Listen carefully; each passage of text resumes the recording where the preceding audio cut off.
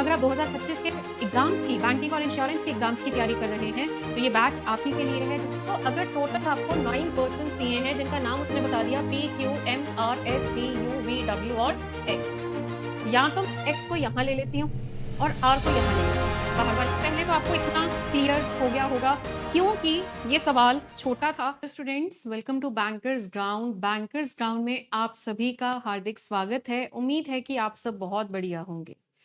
तो स्टूडेंट्स, आज हमारा सेकंड डे यानी सेकंड पजल है हमारी 100 लेटेस्ट पजल्स की सीरीज में। और आज का जो क्वेश्चन है वो भी कॉन्सेंट्रिक फिगर का रहेगा। जो मैंने बोला था आपको लास्ट क्लास में कि लेटेस्ट पैटर्न के 100 सवाल मैं आपके लिए लेकर आई हूं जो कि 2025 के जितने भी बैंकिंग एग्जाम्स हैं उनमें आपकी मदद करेंगे। ओके, तो चलिए आज का सेशन शुरू करने से पहले आपको मैं बताना चाहूंगी कि हमारे बैंकिंग फाउंडेशन बैच में एडमिशन्स अभी भी ओपन है, जिसमें कि हम आपको प्री और मेंस दोनों एग्जाम्स की प्रिपरेशन करवा रहे हैं। इसमें हम आपको प्री एग्जाम भी कवर करवा रहे हैं और मेंस का एग्जाम जो है वो भी कवर करवा रहे हैं। एंड आपके जितने भी बैंकिंग या इंश्योरेंस के एग्जाम्स हैं उन सभी एग्जाम्स को इनमें कवर किया जाएगा। ओके, तो चलिए इस बैच में आपको 6 टीचर्स मिलकर, specialised teachers, maths, English, reasoning, banking, current affairs और कंप्यूटर, ये सभी सब्जेक्ट्स आपको पढ़ाए जाएंगे। और साथ ही साथ आपको एक फ्री मॉक टेस्ट भी मिलेगा। Okay, free mock test series भी आपको साथ में मिलेगी। और इस पूरे कोर्स की फीस है सिर्फ और सिर्फ 2199। तो अगर आप 2025 के एग्जाम्स की, बैंकिंग और इंश्योरेंस के एग्जाम्स की तैयारी कर रहे हैं तो ये बैच आप ही के लिए है, जिसमें आपको बेसिक से सब कुछ पढ़ाएंगे और एडवांस लेवल तक लेकर जाएंगे। तो जल्दी से इस बैच में एडमिशन ले लीजिए, ठीक है। और आते हैं आज के सवाल की तरफ। तो चलिए 2 मिनट का समय मैं आप सभी को दूंगी कि आप इसको रीड कर सकें। तो चलिए एक बार देख लीजिए पूरा सवाल सभी बच्चे।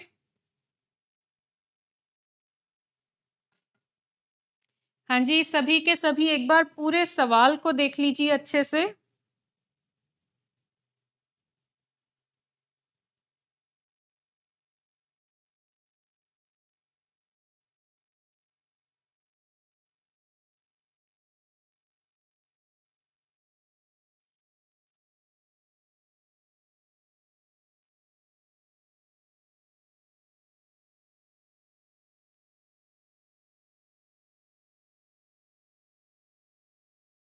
ओके, तो अब देखिए इस क्वेश्चन में उसने आपको क्या बोला है, कुल मिलाकर 9 लोग हैं। तो अगर टोटल आपको 9 पर्सन्स दिए हैं जिनका नाम उसने बता दिया PQMRSTUVW और X, ये बैठे हैं कॉर्नर में, sitting on the corners of 2 different polygons, ठीक है, of which one is square and other is pentagon. Both the polygon is concentric such that square is inside the pentagon। कि देखो यहाँ पे वो पॉलीगन्स का क्या मतलब होता है, जो पॉलीगन जिनकी मल्टीपल साइड्स होती है, ठीक है। तो यहाँ पे कह रहे हैं कि दोनों पॉलीगन किस तरह से है, कॉन्सेंट्रिक है, मतलब एक के अंदर दूसरा, है ना। तो इस तरह से है। और अंदर कौन सा वाला है, स्क्वायर, और किसके अंदर है, पेंटागन के अंदर है। तो स्क्वायर अंदर वाली तरफ है और पेंटागन जो है वो बाहर वाली साइड है। और स्क्वायर की कितनी साइड्स होती हैं, 4 साइड्स, है ना। और पेंटागन की कितनी साइड्स होती हैं, 5 साइड्स। तो अगर मैं आपको दिखाना चाहूँ इसका डायग्राम कुछ इस तरह से बनेगा कि बीच में आपका स्क्वायर है और उसके बाहर आपका पेंटागन है। तो चलिए अब उसने फिर आपको ये बोला कि all the persons are facing inside.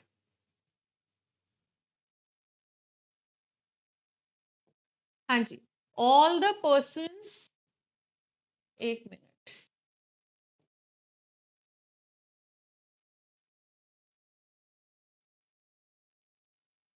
हाँ जी, all the persons are facing inside, ठीक है। सभी के सभी लोग जो है वो कहाँ फेस कर रहे हैं, इनसाइड द पॉलीगन।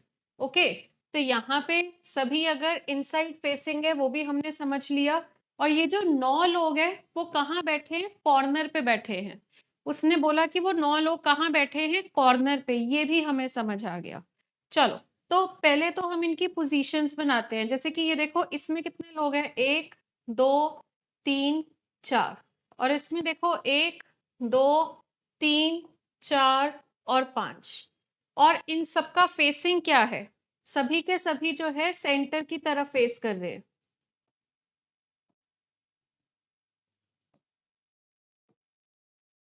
ठीक है, इन सबका फेसिंग क्या है? सेंटर। सभी के सभी जो है वो सेंटर की तरफ देख रहे हैं। अब बात ऐसी है कि हमें शुरू करना है इस सवाल को, तो कैसे करें? देखो, अब यहाँ पे जो इंफॉर्मेशन है बहुत कम है ना? इंफॉर्मेशन इतनी ज्यादा नहीं दी, इस वजह से यहाँ संभावनाएं बनेंगी। आपको लगता है देख के क्वेश्चन सिंपल है? नहीं, यहाँ पे पॉसिबिलिटीज बनेगी क्योंकि इंफॉर्मेशन बहुत कम है। तो चलो, सबसे पहले कह रहे हैं कि एस जो है वो थर्ड टू द राइट है, किसके? एक्स के। इसके लिए मुझे पहले तो ये जानना है कि एक्स किधर होगा।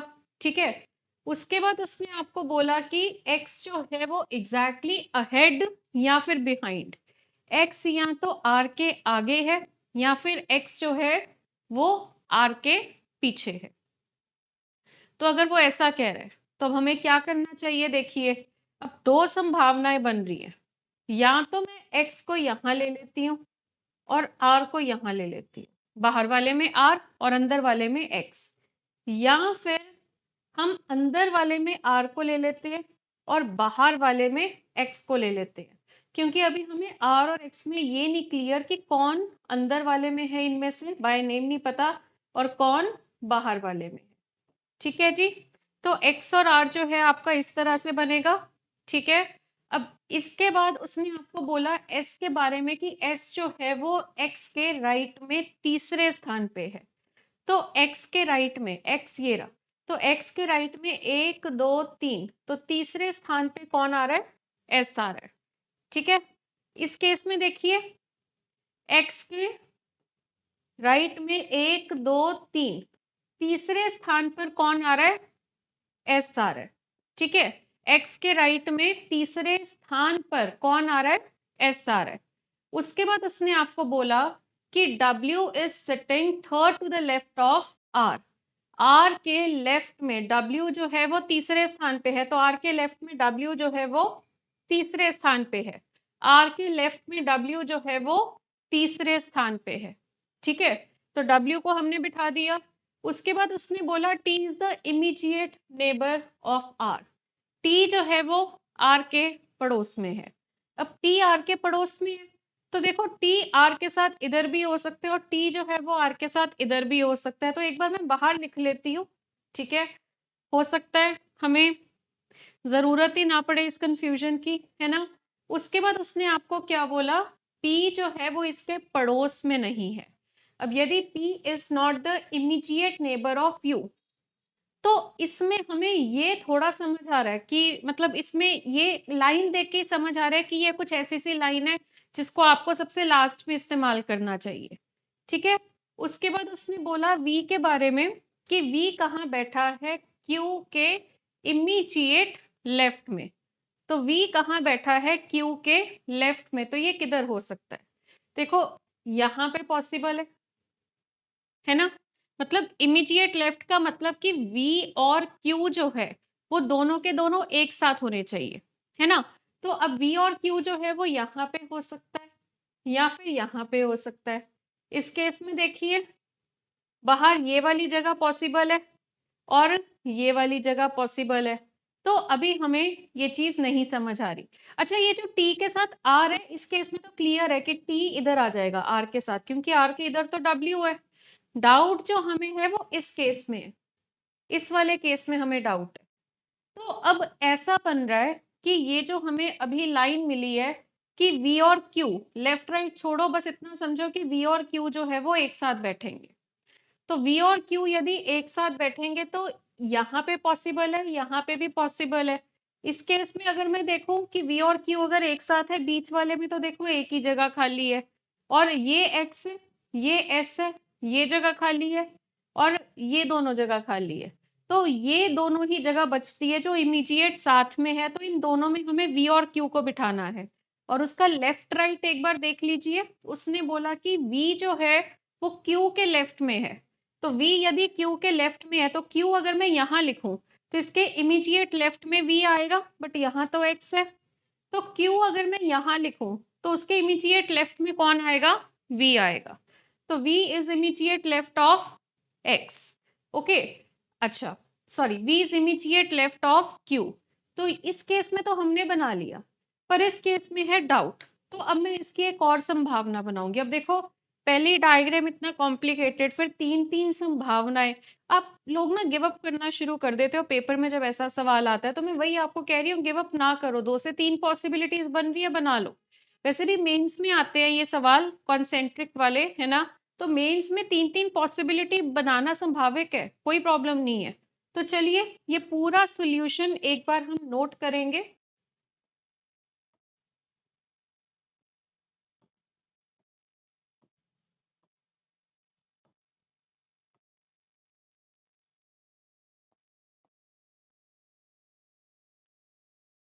ओके, तो ये x और s इस तरह से है, यहाँ पर r है, यहाँ पर आपका W है, ठीक है। और उसके बाद अब हमें यहाँ पे ये समझ आ रहा है कि V और Q के बारे में क्या लाइन थी, कि V जो है वो Q के लेफ्ट में है।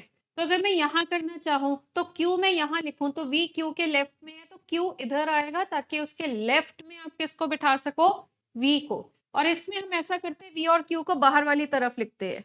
तो उसने बोला V जो है वो लेफ्ट में है Q के, तो Q को अगर मैं यहाँ लिखूं तो उसके लेफ्ट में कौन आएगा? V आएगा। ओके, चलिए अब इसके बाद, अब V और Q तो हमने लिख दिया। अच्छा, वो T और R वाली इंफॉर्मेशन थी, इसमें तो अब समझ आ गया, R के इधर Q है तो R के इधर कौन आ जाएगा? T आ जाएगा। और इस केस में देखो, अब R के इधर भी T आ सकता है, इधर भी T आ सकता है, दोनों तरफ पॉसिबल है। तो R और T का इस केस में डाउट क्लियर नहीं हो रहा, बाकियों में तो हमने खैर T को बिठा दिया है।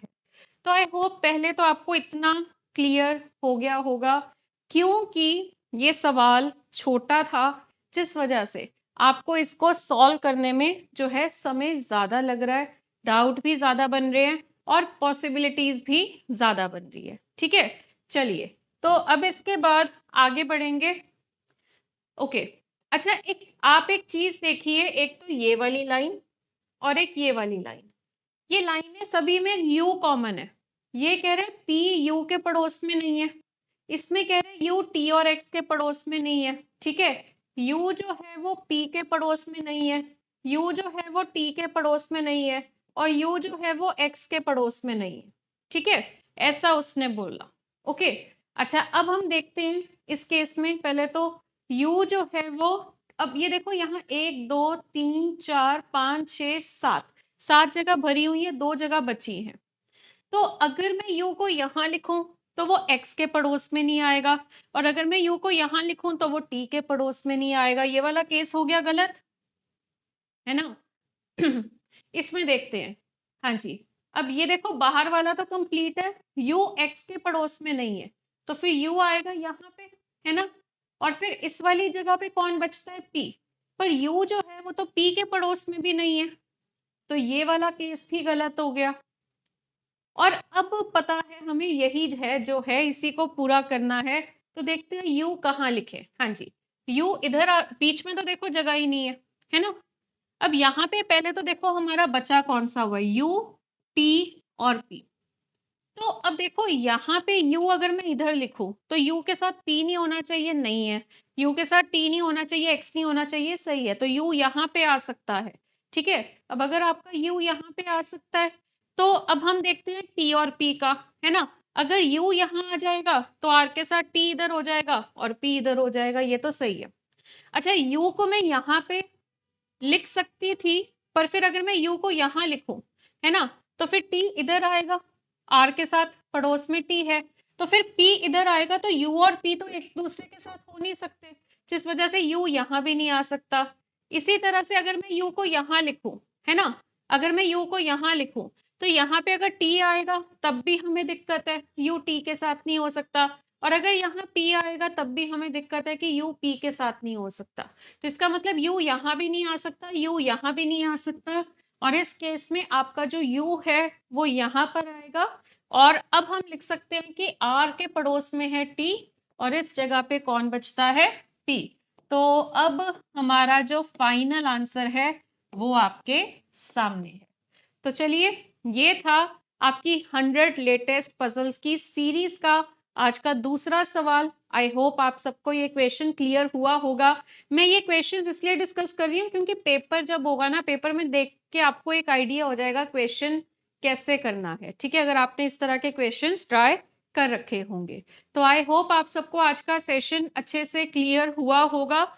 और साथ ही साथ आपको मैं बताना चाहूंगी कि अगर आप मुझे मेरा यूट्यूब चैनल जो है सब्सक्राइब कर सकते हैं, जिसमें कि मैं आपको सिर्फ बैंकिंग ही नहीं, बैंकिंग के अलावा एसएससी की रीजनिंग भी मैं बहुत जल्द शुरू करने वाली हूँ इस चैनल पे। तो जैसे ही एक नंबर ऑफ सब्सक्राइबर्स इस चैनल पे हो जाएंगे, इस पे आपको रीजनिंग के बहुत सारे सेशंस मिलेंगे जो कि पूरी कंप्लीट रीजनिंग होगी, ठीक है। तो चैनल का नाम है रीजनिंग बाय तन्वी मैम। और अगर आपको इसका क्यूआर कोड चाहिए तो ये है इसका क्यूआर कोड। इसी तरह से अगर आप मेरा टेलीग्राम चैनल ज्वाइन करना चाहते हैं जिसमें कि मैं सब कुछ शेयर करती हूँ, ठीक है, कोई भी सेशन है तो उसका भी नाम है रीजनिंग बाय तन्वी मैम। और इसका जो क्यूआर कोड है वो ये है, इसको स्कैन करके आप सीधा इस चैनल को ज्वाइन कर पाएंगे। और इंस्टाग्राम पे अगर आप मुझे फॉलो करना चाहते हैं तो नाम है tanvi.mam_reasoning_official और ये है इसका क्यूआर कोड। और साथ ही साथ आपको मैं बताना चाहूंगी कि अगर आप प्रीवियस ईयर क्वेश्चंस का या कोई क्वेश्चन बैंक चाहते हैं रीजनिंग का जो कि आपके बैंकिंग के सभी एग्जाम्स को कवर करे, तो ये बुक है जो कि आपको अमेजोन और फ्लिपकार्ट पे मिल जाएगी। और इसको परचेज करने के लिए आप इस क्यूआर कोड से इसको स्कैन करिए और आपको डायरेक्ट लिंक मिल जाएगा इस बुक को परचेज करने का। तो इसी के साथ आज की क्लास करते हैं समाप्त, इस उम्मीद के साथ कि आपको आज की क्लास पसंद आई होगी। ज़रूर शेयर करिए आज की क्लास को अपने दोस्तों के साथ ताकि वो भी इस तरह के क्वेश्चंस को करना सीख सके। लाइक करिए, चैनल को सब्सक्राइब करिए। कल मिलेंगे इसी समय 3 बजे और हम नेक्स्ट पजल को डिस्कस करेंगे। तो बच्चे मैं बहुत ही जल्द अब आपका जो है लाइव सेशन ही लूंगी 3 बजे, ठीक है। अभी तो आपको रिकॉर्डेड क्लासेस मिल रही है बट मैं बहुत जल्द दोपहर के 3 बजे आपकी लाइव क्लास को शुरू करूंगी। तो बट उसके लिए मैं आपका एक बहुत अच्छा रिस्पांस चाहती हूँ। अगर मुझे रिकॉर्डेड सेशन में अच्छा रिस्पांस मिलेगा आप सबकी तरफ से तो आपके लिए लाइव क्लास शुरू कर दी जाएगी। तो ओवर करते हैं आज की class. Okay students, thank you so much.